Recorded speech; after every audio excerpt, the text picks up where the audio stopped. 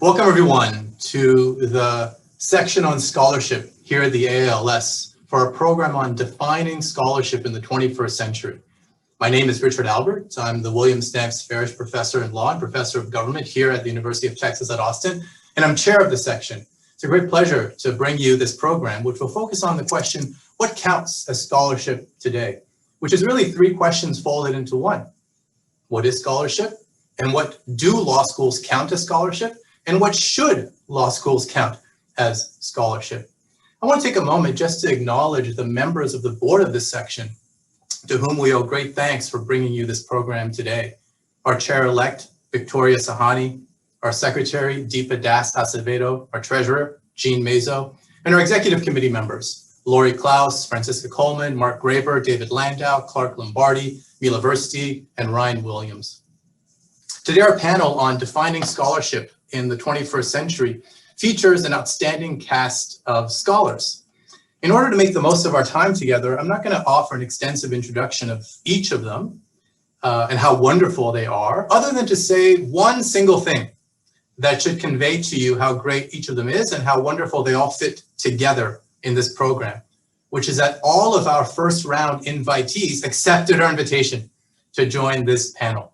So what you have is a great group of scholars, our top picks, to walk us through the question, how should we define scholarship in the 21st century, with reflections on how to do scholarship, what scholarship is, and how to evaluate it. I want to introduce you to the speakers in the order of their remarks. Each will be invited to speak, one right after the other, without intervention from me, so that we can save time for questions and comments from you, our fellow members here in the AALS. Josh Blackman, Anna Offit, Mila Versteeg, Mark Graber, Latoya Baldwin-Clark, and Vic Amar. So with that, you're not here to hear from me. Let me turn the floor over to my dear friend and colleague, Josh Blackman. Josh, please, thank you.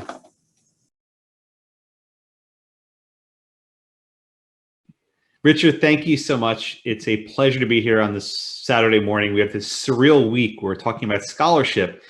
And it seems there's so many more important things to talk about, but we will do our best to address this topic. I want to hit a few primary points, 5 to be precise. Op-eds, amicus briefs, blogs, social media, and video. And these are the 5 facets of scholarship that I want to talk about today.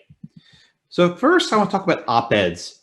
This seems to be a persistent area where law professors often choose to write about. Op-eds are a way of reaching mass audiences in language that appeals to non-scholars. You can publish op-eds in print newspapers. Those tend to take longer. You can publish op-eds in online periodicals like maybe Slate or National Review. Those tend to be quicker.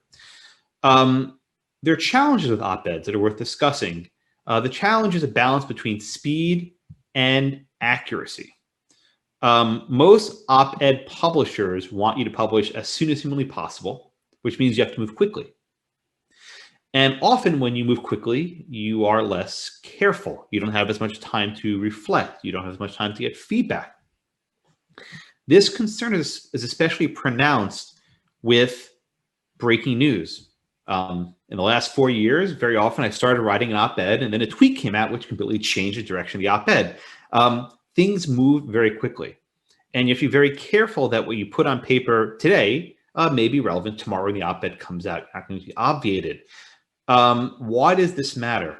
When an academic writes an op-ed, they're not merely just writing as a pundit, right? You're not Paul Krugman and Maureen Dowd, hopefully. I mean, it'd be nice if we were like them, but we're not. We're writing with some sense of stability, bringing some sort of perspective that's more thoughtful, at least in theory.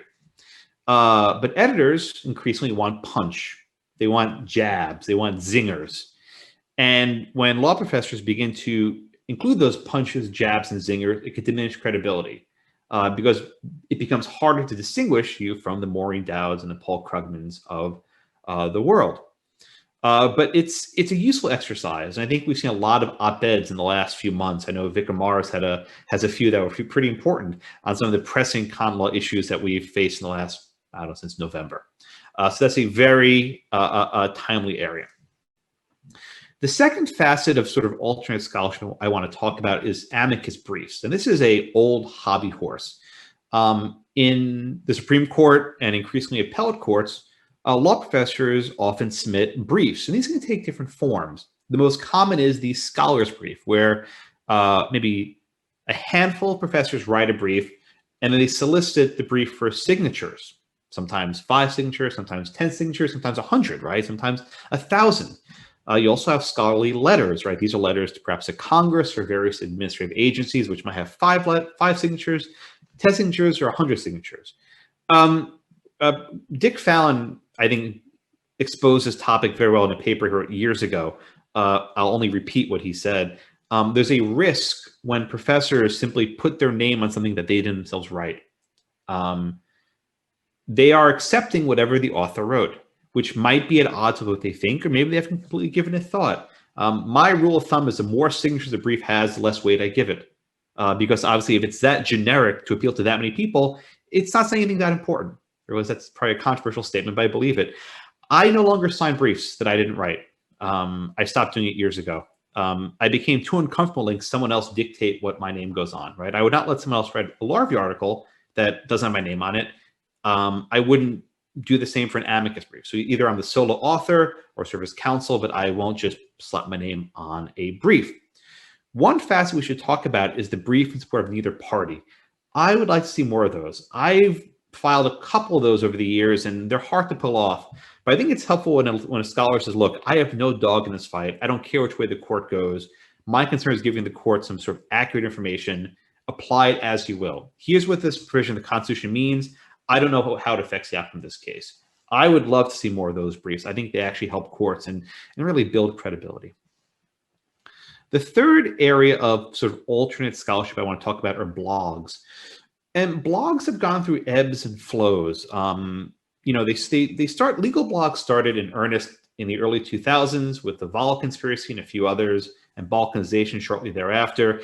And they've become popular, and I think they're now sort of on the downcline. They're fading. The sort of group blogs simply just don't get the sort of posts that they used to. I think that's unfortunate. I know judges read blogs. I know lawyers read blogs, and it gives you a chance to weigh in on issues in a timely fashion that law review simply can't give you. There's something called virtual briefing. I do it all the time, where after a case is argued, you write about the questions that were asked and give alternate answers. Lawyers hate this because they can't do it, but we can.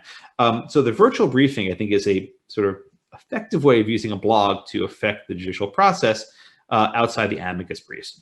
But often blogs are very important. I can't tell you how many blog posts I've read and maybe written that have affected debates for good and perhaps for ill.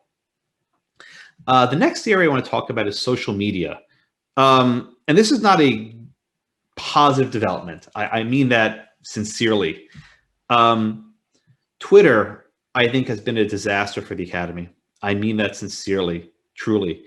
I think it has affected the way we communicate.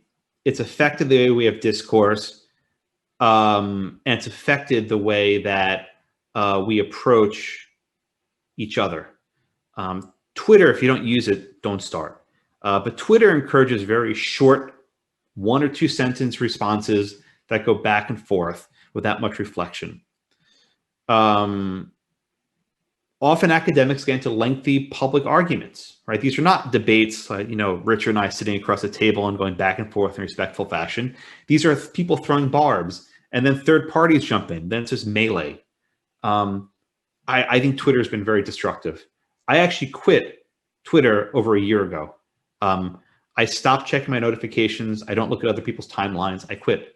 I use it for a very limited purpose, PR. I post my stuff one way. I don't ever see people respond, and it's a beautiful thing. But I recognize there's a cost. Reporters often quote Twitter. You will see the New York Times, the Washington Post, quoting a professor on Twitter saying, Professor so-and-so tweeted this. So the advice I'm giving you does have a cost. You are limiting your ability to affect the public discourse by eschewing Twitter. I think the costs are far worse. The benefits, I think, are trivial, but it's an addicting technology. But I do want to flag the fact that a lot of scholarship is being developed on Twitter. People are making friends and making enemies on Twitter. People are attacking each other on Twitter. Friendships are being burned on Twitter, right? It's not just Trump, right? People using Twitter in our profession for ill. Maybe we should all be banned for a year. Maybe that'd be healthy. Okay, I have about 2 minutes left. Oh, there was a question from the field. What type of amicus brief would I prefer? A brief in support of neither parties, right? You're saying, look, we don't support the petitioner. We don't support the respondent. We're just opining on this very narrow, discrete issue of law. Court, do with it as you will. A brief in support of neither parties. I filed 1 or maybe 2, I can't remember, but they're hard to pull off, but you can do them in rare occasion. The last facet of alternate scholarship I want to talk about are videos. Now, in the last year, we've all become experts in videos. We're sitting here on Zoom, staring at our camera all day, right? We are all making videos. Now, I think we'd be honest, production quality is not the best, right? It's good enough for COVID, right? In an emergency, in a pandemic, we give our students this sort of asynchronous, this sort of on-demand video they can watch. But let's be frank, it's not the best work. Over the past 2 years, Randy Barnett and I at Georgetown created a video library, 12 hours of common law videos that are pretty high quality. We filmed them in a studio, high definition. We incorporated the audio from the Supreme Court hand-downs. We used the oral argument audio. We made these interactive, rich videos that bring these cases to life. You can listen to oral arguments of the great cases. You can hear the justices handing it down in their own words. And the students have reacted very well to these sorts of videos. I'm working on a similar series for property and also eventually for criminal procedure. I want to do the entire canon in this sort of video style. Now that more and more of education is going to be on Zoom and asynchronous, we should think seriously about how to make high quality videos and not just screen sharing random stuff we put together in 5 seconds. The digital generation responds well to video. That's what they know. And I think they can learn from it, and colleagues can learn from it as well. One final plug. Put your lectures on YouTube. I know you're afraid. Oh no, people are going to take my. Just do it. Your students will love you. Whatever video service you use your school is not good. YouTube's better. And you can share your information with the world and make the world a better place. 5, 4, 3, 2, 1. I yield my time. Thank you.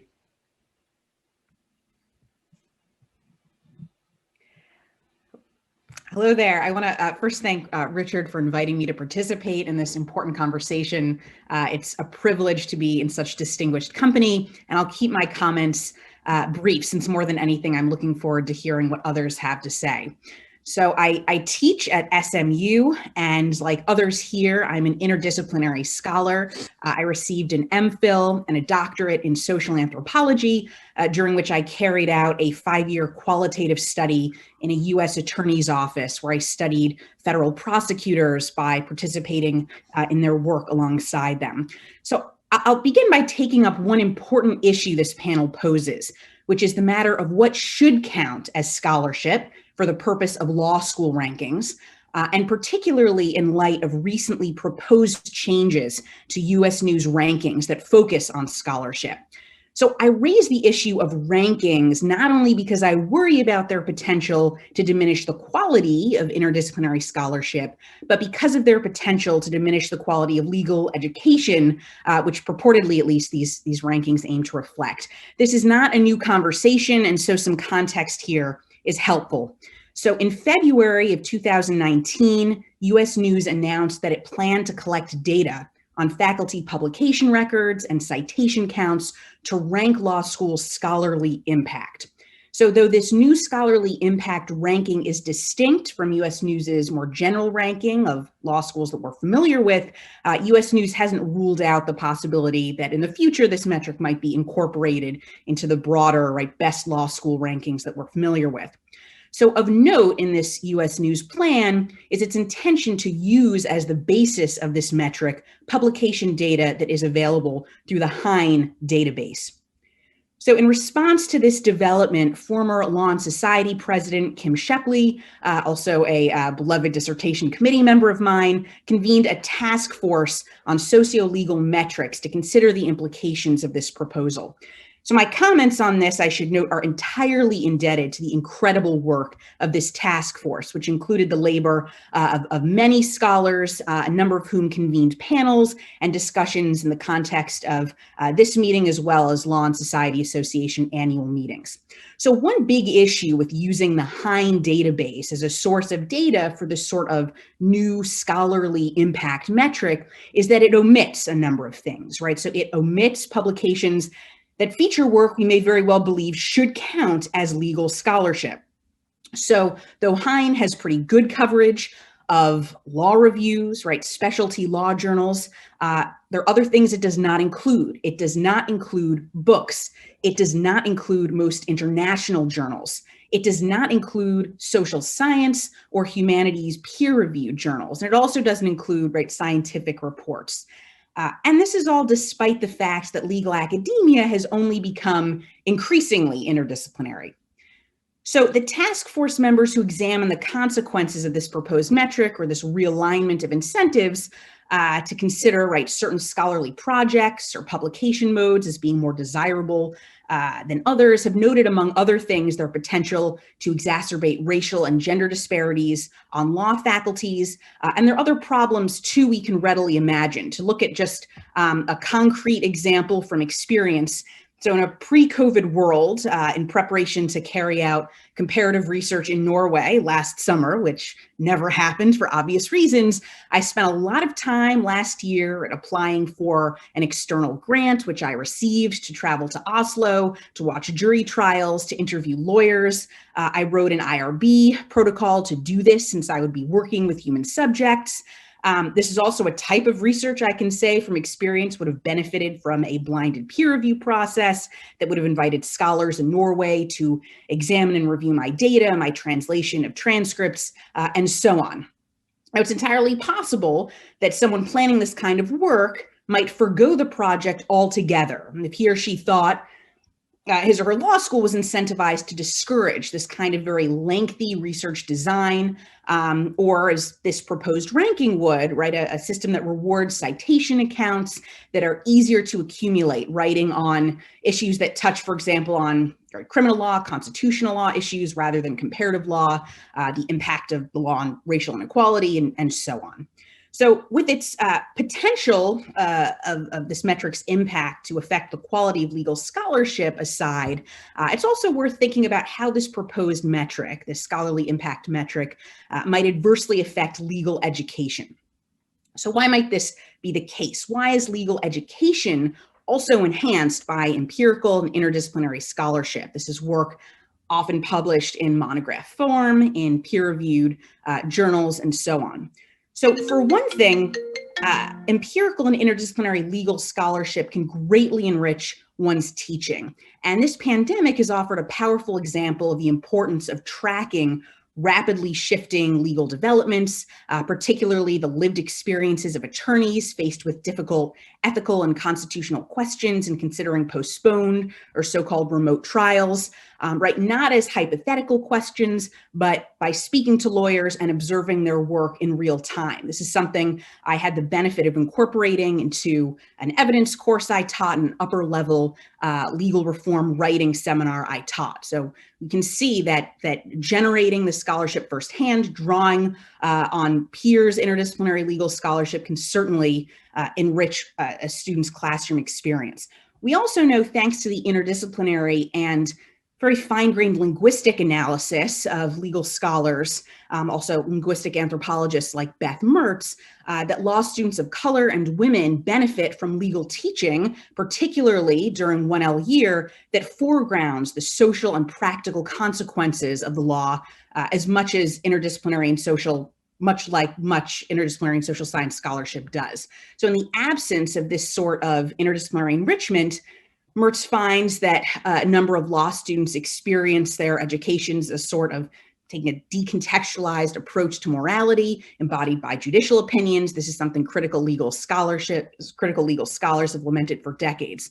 So recognition of the effects of race or ethnicity on legal outcomes as examined by social scientists who study criminal law, for example, can make, according to Mertz and other scholars for a less alienating law school experience, and one that actually results in disparate feelings of exclusion, reduced class participation, and less overall feeling of satisfaction among law students of color who were part of her research observation. She observed 1L contract classes across a number of schools. So the publication of interdisciplinary and qualitative legal scholarship as it appears in peer-reviewed articles and books should also matter to law students and can enrich legal education because they matter to judges. So one legal anthropologist who's written about this to great effect is Richard Wilson, who's demonstrated, for example, that judges, in fact, increasingly cite qualitative legal research, and they cite qualitative legal research much more often than quantitative or more statistical studies in the context of the international criminal courts that he examines. So Wilson made this finding based on interviews with prosecutors, defense attorneys, and judges. My own research on anti-discrimination law in the context of the jury system has certainly borne this out too, as judges have increasingly turned to qualitative interdisciplinary analyses of systemic racism, for example, to advance arguments about the need for legal reform. So law students who are familiar with, exposed to these materials and their methodology will be at an advantage, whether in their work as editors of journals that are increasingly looking to publish these materials, as well as clerks to judges or integrating such scholarship as advocates, whether interacting in clinic, or with clients whose legal issues are clearly inextricably entwined with social and personal concerns that interdisciplinary research can bring to light. So I'll stop there, but would invite your further reflection and consideration of the impact of these sorts of metrics on how it is that we might be rethinking the importance and meaning of legal scholarship in years to come alongside these metrics. Thanks so much. Hello. Hi, everybody. Thank you so much, Richard, as well, for having me here, inviting me to participate on this panel. So I will be talking not so much about what is scholarship, but some of the challenges I face in doing scholarship. And then when I say that, I mean mainly into challenges in doing interdisciplinary scholarship. So I'm basically picking up on the conversation that Anna started. So I myself do empirical work. I do empirical work in comparative constitutional law, studying constitutions around the world. And in doing so, I often make causal claims about how law actually works, or how constitutional law actually works, or at least I try to make causal claims. And I want to basically talk about two challenges that I face, one more related to doing scholarship and the other more practical in sort of disseminating my scholarship. So one is, how does one make causal claims about law, or in my case, constitutional law? And if you do so, how much evidence do you really need? That's the first challenge I want to talk about. And then the second is, where do you publish this kind of research, right? How do you try to talk to two audiences, both the social science people and then the legal, also reach legal scholars? So those are the two challenges I want to talk about. So first, how much evidence do you really need when you make a claim about how the law really works, right? That's a challenge for empiricists, but to some extent, it's a challenge for everybody who writes about law. We all make causal claims from time to time. So let me give the issue that I've been researching as an example. So my research in the last, I don't know, probably at least half a decade has focused on this question: do constitutional rights actually change government behavior in some way, right? Do constitutional rights actually matter? That's a difficult question to answer for various reasons. So if you're trying to answer that question, there's different ways to do it, right? First, you could just state intuitions about, maybe you believe that rights are probably not always effective in constraining governments. There's many examples we can point at. This is what James Madison did, who was one of the first people to write about this question. He said, rights are probably just parchment barriers in some cases. So that would be one approach, right? State an intuition, and that's probably fine. And when you state an intuition, maybe this is the second approach, you can also give some anecdotal evidence, right? Madison said, well, if you look at the states, we see that rights are often violated when majorities want to have their way, right? So that's probably okay, right? You can state intuitions with anecdotal evidence. Again, that's very common in legal scholarship, although it's not necessarily enough for those of us who want to do empirically minded work, right? A third approach is to state something about what you believe on whether a law actually makes a difference or about the law, and then cite other authorities, right? So there is social science research that we can cite to support certain propositions that we're making in our scholarship, and evaluate the social science research that there is on this question. But that also comes with its own set of challenges, right? So when we're writing for law reviews, we do this all the time. We state a claim and then we cite at least 3 authorities to back it up or something like that. But if you, for example, take the question that I've been researching, do constitutional rights actually make a difference? Do they change government behavior in some way that we can measure? Turns out there is at least 20 prior papers by political scientists, and they've all reached a different conclusion, right? So then who do you cite? You may still be back to the question of your initial intuitions.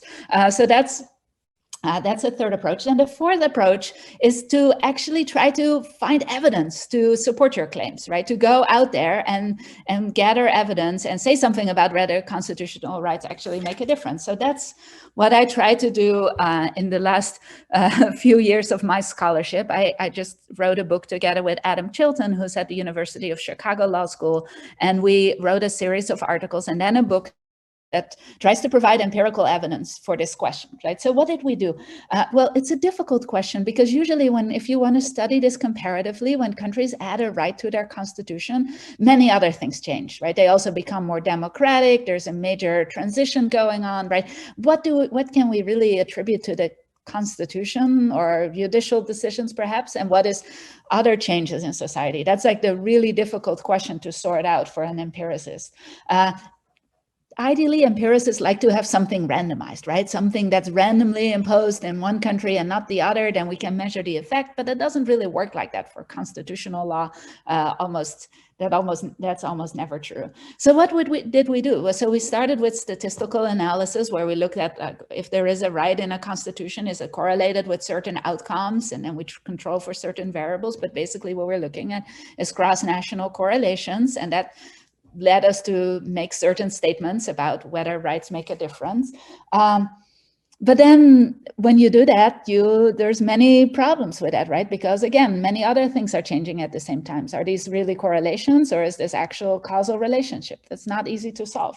So what else did we do? We did interviews. We interviewed about 100 people, judges from around the world, mostly for the book, and asked them about their view about how rights are effectuated, what it takes, whether and to what extent they need civil society organizations to be involved, to what extent courts matter, and so on and so forth.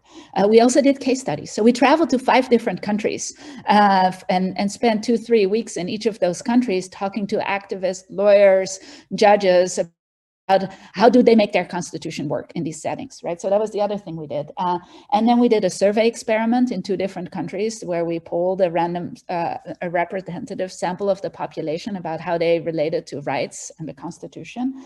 And we also did an expert survey. In any case, we did all this stuff. And then we come up with a fairly simple claim, which is something along the lines of, for rights to matter, we need dedicated formal organizations that do the work of enforcing them. So after this was actually 7 years of research. And after 7 years of research that culminated in a book, we're facing 2 main critiques. One is by dedicated empiricists who like for something to be randomized, they will say, nothing is random. So we don't believe any of your findings at the end of the day, right? Like you have an endogeneity problem. That's the term that empiricists use. Like everything is endogenous. We don't believe your findings. Go find something random in constitutional design. That's one critique. The other critique we got is like, after your 7 years of research and 5 case studies, you come up with a very obvious claim. Couldn't you just state your intuition, right? Like, did you really need all that empirical research to do this? So for me, these are sort of the big challenges of doing empirical research. On the one hand, you never make the empiricist happy. On the other hand, legal scholars will often say, well, that's kind of what James Madison said. He said, like, oh, if there's religious groups and religious organizations, that may help. That's something we say in our book, right? So in any case, that's one challenge. My take is, to the question, how much evidence do you ultimately really need? I think intuitions are often just fine as long as you just state that they're intuitions and that you don't have that much evidence. And then maybe some crazy people like Adam and Chilton and I will come along and do 7 years of research and we confirm some of those intuitions, but then the empiricist will still not believe it, right? But I guess that's sort of my reflection on doing this kind of work. Second, where do we publish this kind of work? So if you want to reach two audiences, right? You want to, if you're doing serious empirical work, you want to talk to the law and econ people, you want to talk to the political scientists, maybe the sociologist or the anthropologist, and then you also want to reach a legal audience. So how do you deal with that? And one option is obviously to submit empirical work to law reviews. The obvious downside there is that students don't really know how to evaluate it, and there's no peer review process. So it's not always credible, right? So like if you see empirical work in a law review, you're not sure whether it's actually good unless you can evaluate the research design because there hasn't been a peer review process. So that's a challenge with the law review process. But then on the other hand, if you send this to social science journals, there's other downsides. First of all, you only get like 10,000 words, so there's not that much room to say anything, and most of those 10,000 words are going to be dedicated to your research design, which is not all that interesting. So where do you say the stuff you want to say? Also, notwithstanding how frustrated we all are sometimes about the law review process, the peer review process is not without problems. I mean, it takes forever. There's people who have certain dogs and certain fights or whatever I'm using, so they may not.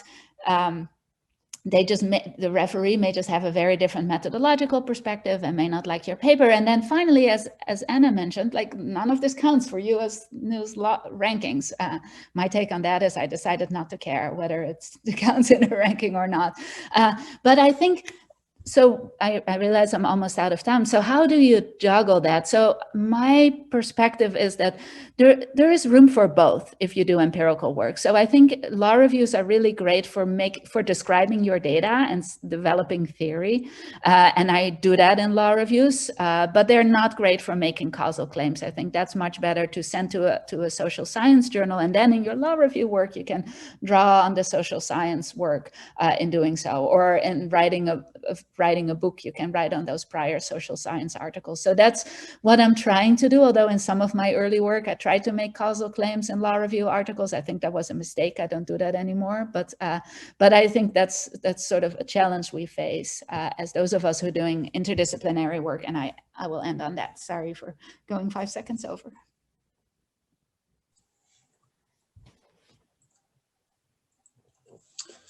Well, first, thank you to Richard. This panel raises questions of timelessness and timeliness at the core of human existence. So human beings for centuries have always looked to the heavens and asked, is anyone out there? Today we ask the same question, only we ask it staring at our computer screen, giving a presentation on the last day of AALS. But in fact, we see the same pattern with scholarship in the 21st century. In the one hand, what is scholarship? Well, it's the same thing it was in the 19th century, in the 13th century, in the 4th century BC, when Plato was writing, presumably for a peer-reviewed journal. On the other hand, we see differences. The subjects of scholarship are different. The technology is different, and every 25 years, the people doing it are different. And I'd like to talk a little about these similarities and differences. I'm going to talk with references primarily to my own faculty. In part, it's the scholarship I know best. In part, I want to celebrate my faculty. And in part, I want to capture that you could do the same with your faculty. And one of the threats to scholarship in the 21st century world is a certain narrowcasting that today we don't have to attend our colleague's presentation on property law. If we are a contract scholar, we can zoom in on another contract scholar doing the sort of contract work closest to our own. And I think Zoom presents a threat to the broad horizons of the scholars. So what do we do as scholars? So one thing we do is we problem solve. Here's a well-identified problem. Here's the solution. Doug Colbert writes on the right to bail. Monica Sinkin, how do we kick out unreliable evidence in sentencing? And one of the things we're witnessing is the rise of new problems. Who wrote about the 25th Amendment before last week? And we see this just to give 3 examples. Okay, yeah, somebody did. Wise guy. There's always somebody who's ahead of the times. 3 examples again from my faculty. My colleague David Gray writes about the problem of a Fourth Amendment when police can see everything you do at all times without a 19th century trespass. My colleague Kevin Tu writes about Bitcoin, forms of currency that didn't exist probably 20 years ago. My colleague Grina Steinzor, how do we punish mass polluters, people who can literally kill tens of thousands of people, but do so in ways not captured by the criminal law? Another thing we do as scholars, as tool fashion, we create tools to solve problems. We're not solving the problems themselves, creating tools. So in fact, my colleague Martha Erdman has a textbook on how to draft a contract. There's no particular problem, but unless you know how to write and draft a contract, lots of problems you can't solve. My colleague Max Stearns has written 2 exceptional books on law and economics and public choice, providing students and faculty with tools. But clearly we need new tools. One tool we don't think of. In the new world, we need more language competence. It's hard to imagine being a good lawyer or being a good scholar like I've had the fortune to be, speaking only English. It's a tool. We need tools that teach us foreign countries how to understand comparative scholarship. We need tools for the internet, not simply understanding internet law, but doing law on the internet. Handling big data. Here I think of my former colleagues, Jim Grimmelman and Frank Pasquale. Another thing, and something what young scholars do and what young scholars do best, we consciousness shift. We say, here's something that you never thought was a problem, but it's a problem. Or here is something you thought was this kind of problem. It's actually another kind of problem. So just to give 4 examples, Lee Goodmark's work on domestic violence. What she says is everybody is thinking about this is a problem for the criminal law using the tools of the criminal law. But we might consider it as a problem in economics, in public health, in maintaining community, in human rights. And once we see it as a problem, not as a criminal law problem, but some other kinds of problems, we naturally bring new tools and we naturally have new solutions. Peter Danchin is saying, stop trying to resolve problems of law and religion within liberal theory. He says the main reason the problems is because of liberal theory. It's in some sense trying to treat the problem as solution. Deb Eisenberg has written a wonderful paper saying we need to stop calling a subject alternative dispute resolution.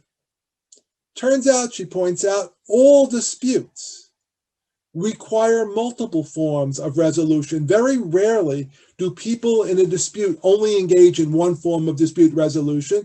And even when they do, the other forms are always there in the background. We need to reconceptualize alternative dispute resolution as dispute resolution. And again, when we do so, new tools, new solution. Most fascinating this time to COVID, my new colleague, Montiago Sirleaf, has a wonderful paper asking us, what's an emergency? She's noted that, wow, when white people get sick, we have a pandemic. When the same number of persons of color get sick, particularly in Africa, we have a problem that shouldn't come to the United States. that, in fact, the way in which the United States and the World Health Organization allocate resources and define health emergencies depends on whether people like me are likely to be infected. Last thing, and the thing we snoot at, is storytelling. So I have a colleague who's writing a 3-volume biography of Thurgood Marshall, Larry Gibson. David Bogan writes about stories of segregation in Maryland, and we snoot them because they're theoretical. But they're deeply important. The most fundamental thing we need to teach our students as practicing lawyers is whoever tells the most convincing story wins. And part of the success of Trump is Trump has told a story that resonates with a great amount of Americans. It's a story that has a lot of lies in it, a lot of false in it, but it's a story. And to beat a story, you don't beat a story with a footnote. You beat a story with other stories. So think of the fight over 1619. The fight over what stories we want to tell. So the point of Larry Gibson's biography is Thurgood Marshall is important. He's a hero. And a society that tells stories of Thurgood Marshall as a hero is a different society than one that tells stories of Robert E. Lee as a hero. For David Bogan, it's we need to remember segregation in Maryland, not because it's a past history, because it's still with us in many ways. And a society that tells stories that segregation is still with us is a different society that treats it as a relic of the past, a story we should tell only because we also visit Etruscan monuments. One last set of thoughts on generations. There's a tendency for each generation to snoot each other. So for the new generation, much of my generation is about white privilege, but it turns out often what is white privilege turns out to be the product of a struggle. What I call meritocracy was the invention of people thought to be inferior strains of white so they could get in college. Meanwhile, my generation snoots you. I like to say the job of a senior faculty person is to give junior people the space to be different. Then when they're different, tell them that the old ways were better. But actually, we have a third job, which I'm about to do in 28 seconds, which is to get out of the way, let them do the problems, the tools, and the consciousness shifting they want to do, but warn them, while they will always think of themselves as young and revolutionary, in 25 years, they will all be on a panel with a new generation who thinks of them as entrenched and privileged. And when that happens, they should give those young people the space to be different, tell them that they're wrong, and get out of the way.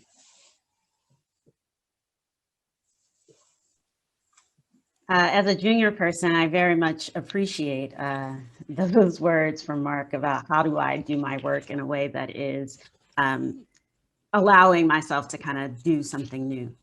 So what I want to talk about is the process of thinking through and writing about interdisciplinary work, especially from the point of view of a junior person who was trained in sociology.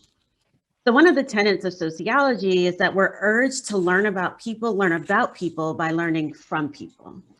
So in other words, in order to learn about the different social structures through which people live their lives, we must actually look to those people as they try to understand their lives.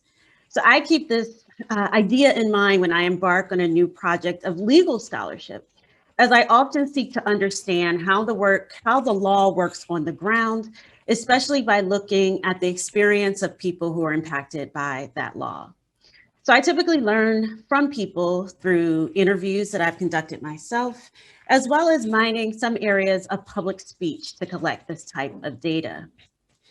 So often this means that early substantiations of these projects are descriptive. They're doing the work of showing the experiences of the structure before moving on to make normative judgments about the structure.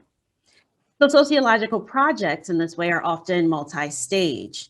So the first stage is to actually describe the issue. The second is showing how that issue is substantiated using the interview and public speech data that I collect to fit the issue into a larger theoretical frame. And then lastly, as legal scholarship often asks us to do, is to make normative judgments about what I see. The last stage, making normative judgments, requires me to move beyond my interview and public speech data.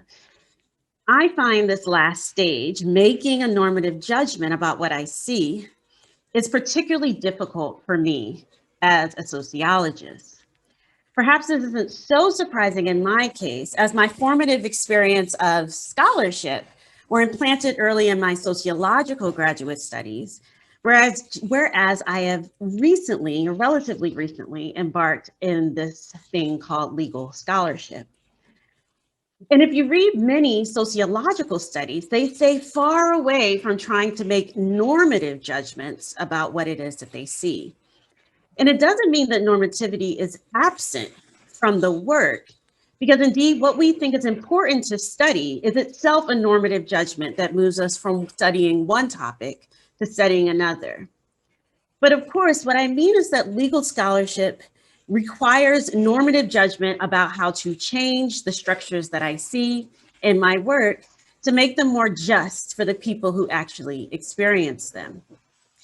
But perhaps I should not feel as constrained by the sociological method simply because that's how sociologists typically approach normativity, which is to stay far away from it.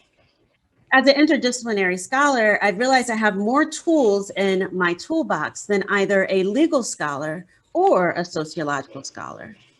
Because if I can use the sociological imagination to understand how the world works, there should be no reason why I shouldn't be able to use that same imagination to conjure up a different structure, or the ways in which that structure can be altered, leading to different experiences of how people might live their lives under the laws that are attached to them. So this is the promise, I think, of legal scholarship, especially as it becomes more interdisciplinary. This makes sense, I suppose, because of course laws can change, and those changes will have profound impacts on the structure and thus on individuals' lives. And of course, when people talk about their lives, they often also voice how they wish things were different. So my exhortation to myself as a relatively new legal scholar is to push my sociological method further into my legal scholarship and to make my work truly interdisciplinary by melding the best aspects of the sociological method with the legal scholarship's demands to reimagine a world that is actually much more just. And as a junior scholar, I'm very much looking forward to what Dean Amar has to say about judging this type of scholarship when it comes to tenure and promotion issues. So those are my quick remarks, and I really look forward to having a further discussion. Thank you. Well, thanks to Richard and the other organizers and my fellow panelists for their insights and for including me. As LaToya kind of just intimated, Richard asked me to speak a little bit from the vantage point of a dean in how the university and the faculty and the institution kind of measures and evaluates scholarship. I should say that I have held administrative positions at a number of law schools. I'm currently the dean at the University of Illinois, but I taught in various University of California law schools for several years, and I was associate dean and other administrative positions there. So what I'm going to say really doesn't describe per se the practice or role at Illinois today, but rather it's kind of an amalgam of what I've seen at law schools and what I know from talking to deans and associate deans and chairs of appointments committees and the like at hundreds of law schools around the country. So let me try to break things down into a few categories. First of all, at the back end of scholarly production, one thing that a dean or associate dean has to do is kind of convey the meaning of legal scholarship or scholarship done by law school faculties to the central campus, to the provost office in particular. So at Illinois, for example, when people come up for tenure, or when they're hired in the first place, or when they get a chair or an endowed professorship, there's an interface between the law school and the campus. At the University of California, for example, that interface was much more frequent because they didn't have yearly promotions the way, or salary increases the way we try to do at Illinois. Instead, you had step promotions that you went up for on average once every 3 years. And at each of those moments, your file at the law school had to not just be shepherded through the law faculty, but also to the central campus and to the provost's office for evaluation. And, the provost's office at major research universities like UCLA or Illinois or Davis, where I've been, they deal with a lot of different units that have very different cultures when it comes to scholarship. My younger brother is a medical school professor at USC, and my older brother is a law professor. And the kind of scholarship that they publish is very different. The length of the papers, the co-authorship, empirical versus historical versus doctrinal, et cetera. So part of the job of the dean and the associate dean is to really explain legal scholarship to the provost's office so they can understand what the norms are. And the norms are changing in ways that all of us have talked about, but things like, how important is it where you publish? I saw a question earlier that says, look, with the ability to search all the law reviews may make the placement less relevant than it was when I started being a professor, where eyeballs were concentrated more on the top 25 law reviews that were out there. On the other hand, because there's so many venues to publish now, just as there's so many outlets for communication in today's technological world, maybe there is a queuing or signaling function that is served by publishing in certain well-known, historically well-regarded venues. Of course, if there are problems in farming that out to second-year law students, I'll come back to that a little bit later. But whatever the specifics of your attitudes are, you need to convey those to campus so they understand what it means when your faculty is publishing in mainline law reviews, in specialized law reviews, in social science reviews for interdisciplinary folks, et cetera. The difference between books and articles. When I started being a law professor, there are a lot of people on campus who don't understand why we are writing articles instead of books the way history professors have to write. And they don't understand that a lot of our articles could be a book if we just wanted to expand them and such, but the number of ideas in a law review article is often just as high as the number of ideas in a book that someone else is doing in another discipline. Norms of co-authorship. When I started being a law professor, especially in your pre-tenure years, but even in your early post-tenure years and thereafter, co-authorship was disfavored at good law schools. I love to co-author.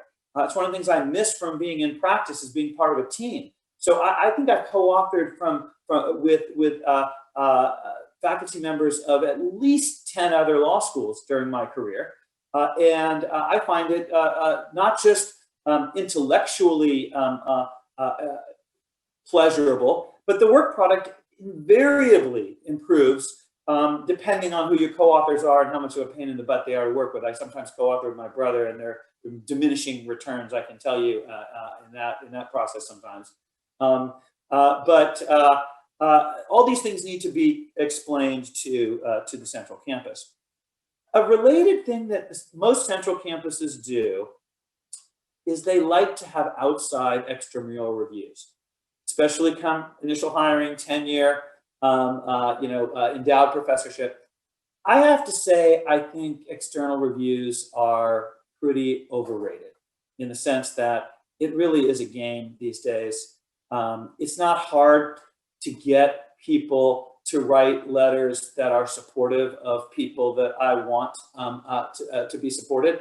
If as a dean, I want to solicit outside reviews, I can find, well-regarded people at well-regarded schools to say good things about the people that are coming up for tenure at my school or elsewhere. I mean, the short of it is, look, I consider myself a pretty old school kind of hard-ass person.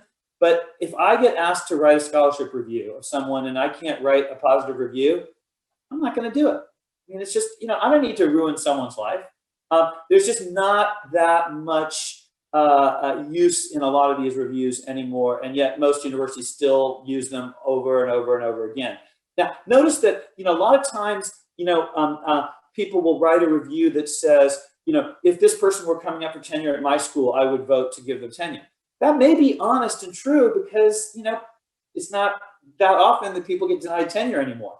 The real question that I think these outside reviewers should be forced to ask is, would I really, honestly, genuinely want to recruit this person laterally, if I knew they were open to moving?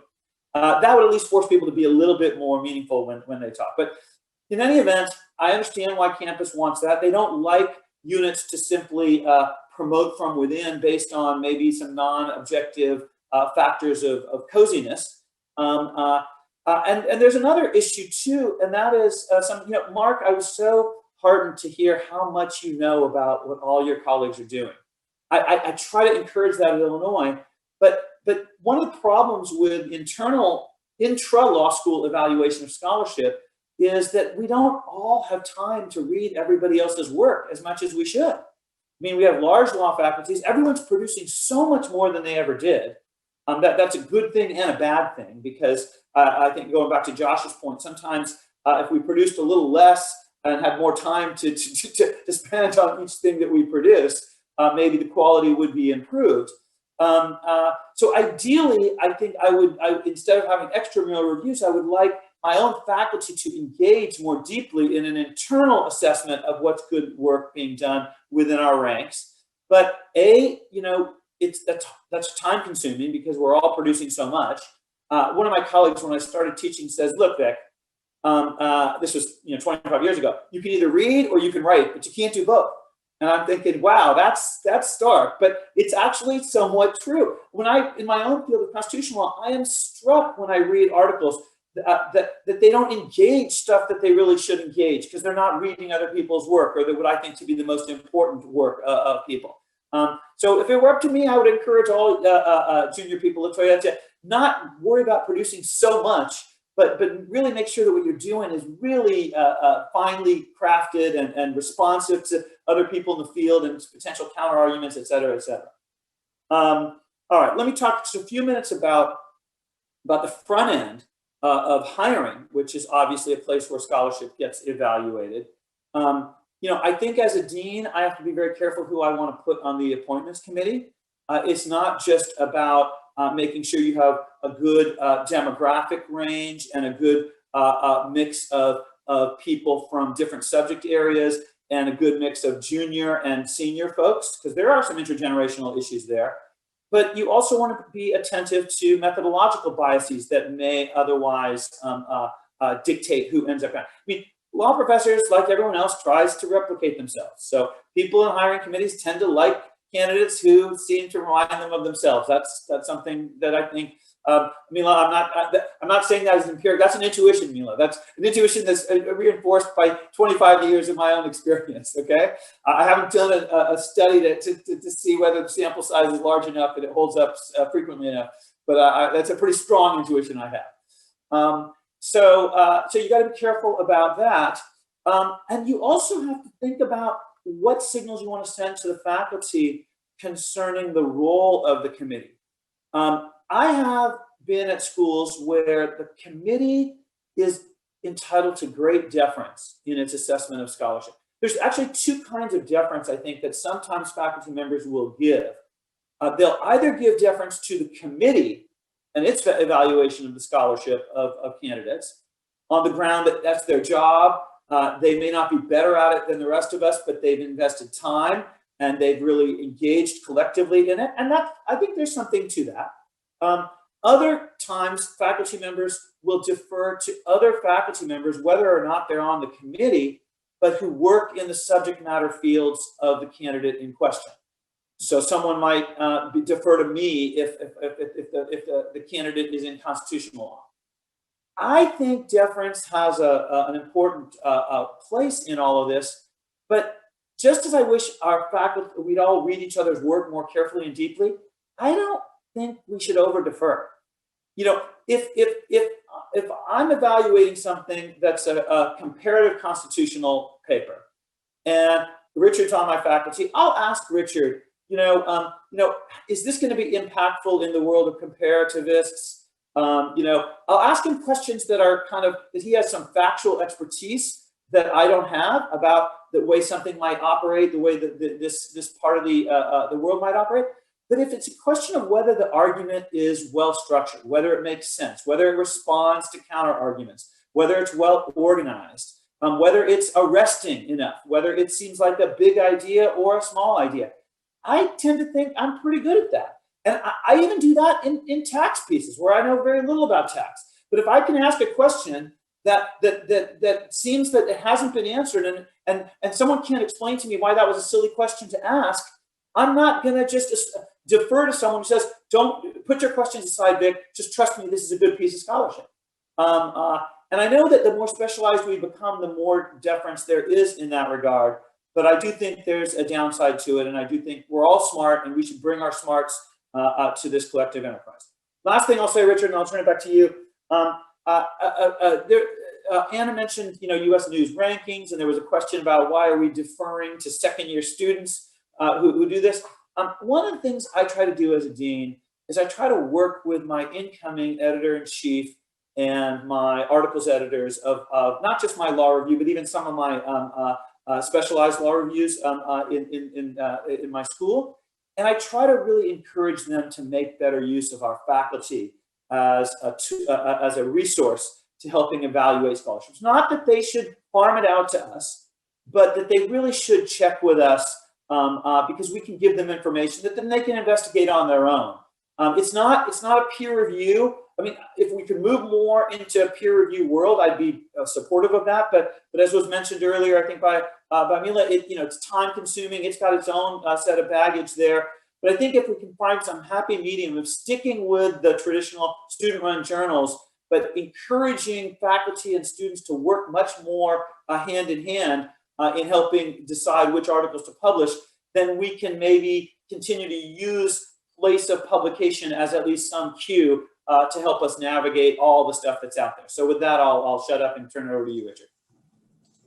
Well, thank you very much to all the panelists. Really fabulous. We're getting some questions. I'm going to go to a question first from Professor Yvette Butler, and I'd like to bring it to LaToya Baldwin-Clark, if I could, and also to Mark Graber. But first, just two notes I'd like to share with the group. First is a note of thanks to the ALS and the entire team that's helping us navigate all of this, especially to Kara McQuitty, who's working with us directly. So thank you to the ALS and all the tech team. And second, a note of sadness. I think it's appropriate to mark the passing of Deborah Rohde. We've learned about the recent passing of Deborah Rohde, and we share with you our condolences, all of you who knew her. Certainly we all knew of her. The question for LaToya Baldwin-Clark and Mark Graber, and others are free to weigh in, comes from Professor Yvette Butler of the University of Mississippi. As a junior scholar, I'd love to know more about how you select what to read, when you do need to read, and how you select which scholarship to engage with beyond the scholarship supporting whatever specific argument you're making, especially for trying to engage with good scholarship as opposed to just the most popular scholarship.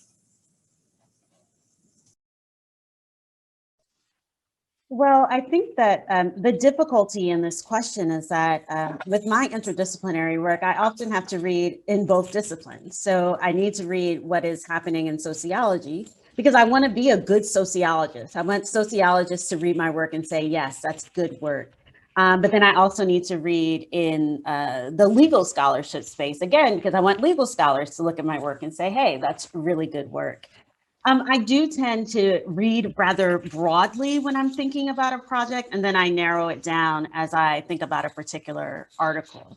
And so I do think that it is the juggling between reading and writing. I think, as Yvette said, as a junior scholar, is actually really, really difficult. Because, our reading is only, we've been reading for a certain number of years, whereas other people have been reading for a much longer time. And so trying to get those two to juggle well is, for sure, it is very difficult. But that's the way I think about my reading when I first start about a project, or even when I'm thinking about a project down the road, is when I'll start doing the majority of my reading. and then also going into the writing. What I would say, though, is I think sometimes junior scholars take too much time reading and not enough time writing. So you could be doing both at the same time. You're reading, writing, going back and thinking about things differently as you read another thing, so that you're never out of the process of really analyzing the data that you're looking at or fitting it into a theoretical frame. Just to first endorse what Professor Clark said, I think you can spend far too much time reading. So my notion is read what you have to read. If you're writing on Obergefell v. Hodges, you better read Obergefell v. Hodges. But write up your idea, find as many fora, including fora you can create with friends to present, and you'll figure out what needs to be read. Crucially, at some point, have regular doctor's appointment, and unless they say you have a fatal illness, such that this is the last piece you're going to write, get it out. And as I've discovered with lots of things I've always written, I have the publication I wrote and the 3 publications that explain, here's what's wrong or incomplete with that publication. This echoes a point that was made in the chat by Professor Alexander Tsitsis, who says, surely one can be both highly productive and deeply read. There's certainly a challenge to that. Vikumar, you wanted to comment on this? Yeah, and it'll follow on Mark questions. and Latoya and Alex. You know, the question in part was, how do you figure out what to read? Well, here's one way. Ask your colleagues what they think is really good that's out there.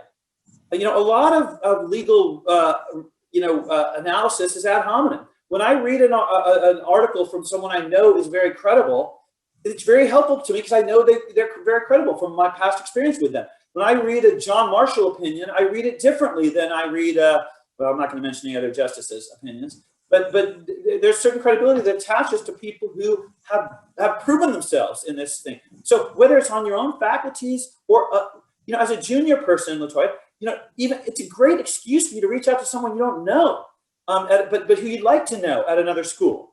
And you say, excuse me, but I'm exploring this topic, and I know that you've written some stuff that I really like in there. Can you direct me to some of the others? And that's especially important because of, I think, something Anna said earlier, that a lot of things that are searchable in law review articles, that's great, but there's stuff in books that you might not find by doing a Lexis search. And people who are really leaders in the field, they have read and written the good books, and they can direct you to them.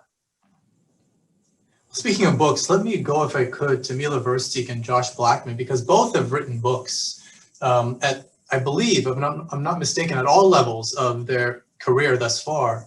And so I wonder if you might reflect, Mila Versteeg and Josh Blackman, one at a time, on the choices you made about when to write a book. Mila Versteeg, you've written edited volumes and also monographs or joint authored monographs. I wonder if you might comment on that. And also you, Josh, as well, maybe the choice of venue for publishing.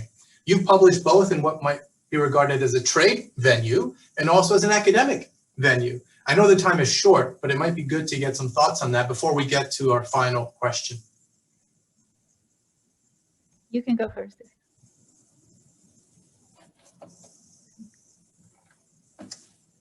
I believe, Josh, you're muted. If you just unmute yourself. I am on mute. I published a popular press book. I published a book with Cambridge. I published a book with Wolters Kluwer, which is kind of a law student publisher.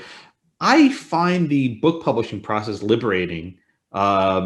You have a lot more autonomy to write at length. You don't have the sort of constraints of law review editors. They're not as fastidious on footnotes. You can be a little bit more generous with how you cite, not so stingy with every little nit and cranny. But I think the advantage of the book is it lets you cover a wide range of ideas. Usually law review articles are focused on maybe 1 or 2 ideas that you sort of drill to death. With a book, you can run the gamut. You can spread your wings. There's a comment in the chat, which I do want to address, from Victoria Sahani about, should junior scholars focus on non-traditional scholarship? I published a book my first year in the tenure track, probably a terrible idea, but I did, and it worked great, and it went very well. I publish books at basically every stage of my career. People may have said, don't do that, Josh. Don't waste your time. Go publish articles first. You can walk and chew gum at the same time. But I think there's an advantage to putting out a book and establishing a name for yourself. And once you have that first academic title, the second one becomes a lot easier, right? It becomes much easier to get a second and a third book than you have the first. And if you start off as a credible scholar, I think you can follow up in that fashion. Okay, so to answer your question, Richard, so I guess when I'm answering the question, I'm doing interdisciplinary scholarship, which makes it hard to just write a book without first also trying to engage the other audience that you're trying to engage, which poses a bit of a challenge, right? So my take on if you're doing interdisciplinary scholarship, when to write a book is like when you have more to say than you said already before in prior work, in the peer-reviewed journals and so on. And even if you feel you have more to say, writing a book can be a little bit exhausting in the sense that you're going to have to restate some of the claims that you first got through the peer review process, right? So I think for those of us who are doing interdisciplinary work, it's a bit more challenging to write a book in the sense that you still have to get the credibility of the peer review process. And of course, there is peer review for a book contract, but it's not really the same as publishing in one of the leading journals in another field first before you go to before you talk to a legal audience, which you're doing with the law review. So if you have the energy to say more about the question, go write a book. But other than that, maybe not. And then if we're thinking about rankings, which maybe we may or may not want to do that, right? The issues that Anna raised initially, like your social science publications are going to count for 0 in these rankings. And then the book also counts for 0. So it may not be the optimal strategy. But I personally think we shouldn't be too worried about the rankings. We should just do the best possible work we can do and try to reach a broad audience. Well, thank you very much. I see that the time is running short. Perhaps we'll go down the line. If anyone wants to make a comment about something that remains of interest to you to comment on, please do. If you want to pull from the chat box and address a question, please do. There's a question from Dean Victoria Sahani and also Professor Dwight Newman. So please, let's go down the list from where we began. We began with Josh Blackman, so we'll go back to you and we'll end with Dean Amar, please.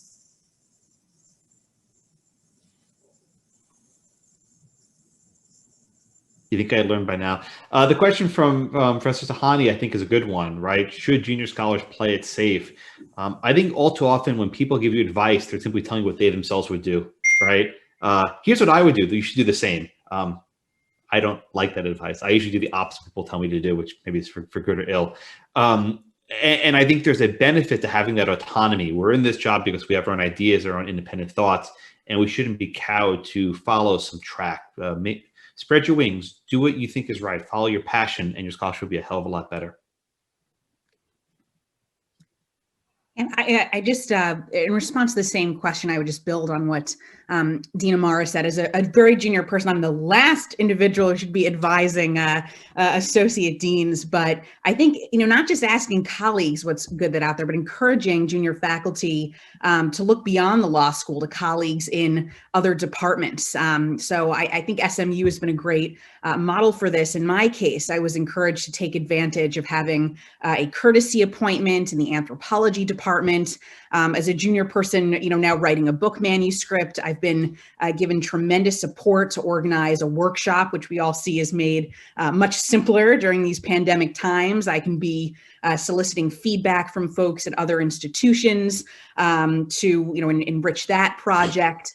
And these are, tough things. There's clearly an inertia to produce, as much as possible, as quickly as possible. But as LaToya said, as one interested in being a good anthropologist as well as a good legal scholar, I think being encouraged to take as much advantage as possible the resources available both within one's institution and without is really important and takes a kind of an intellectual and empathic generosity to see in junior faculty who may not otherwise, feel prodded to do this on their own.